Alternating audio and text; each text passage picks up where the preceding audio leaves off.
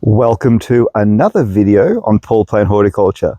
Today, I'm lying on my driveway, under the gum trees. Hopefully, none will fall. The limbs, that is. But today, I thought there is quite often a situation at home where you're trying to find a plant that sometimes it's really hard to figure out what will work. And I was in a situation in trying to figure out a plant that would survive next to my driveway under the gum trees. And one plant that has proven test of time and has flowered each year without much care, no maintenance, not fertilized, not watered. In my situation, this plant is Dogbane. Now there are a couple of different species and forms on the market, and this one is the dwarf Dogbane. Now Dogbanes have been named under the Coleus group and the Plectranthus group, and I'll put the correct name in the notes for this particular video. But what I've found with this one is that without any care at all, this thing has been reliable. It has flowered each year, and right now it's about to flower again. And I find the compact form is probably the best in most situations and is doing incredibly well here in my situation, under the gum trees, exposed to whatever environmental things it deals with. Plus, I've driven over it a few times. So it really is a reliable plant.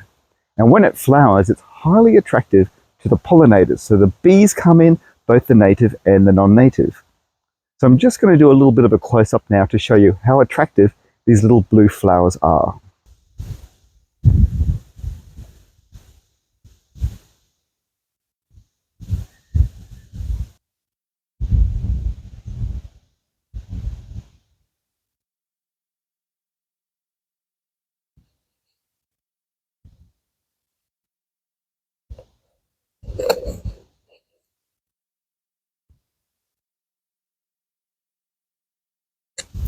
So if you're looking for a plant, a low growing plant, low maintenance, then check out the dwarf Dogbane.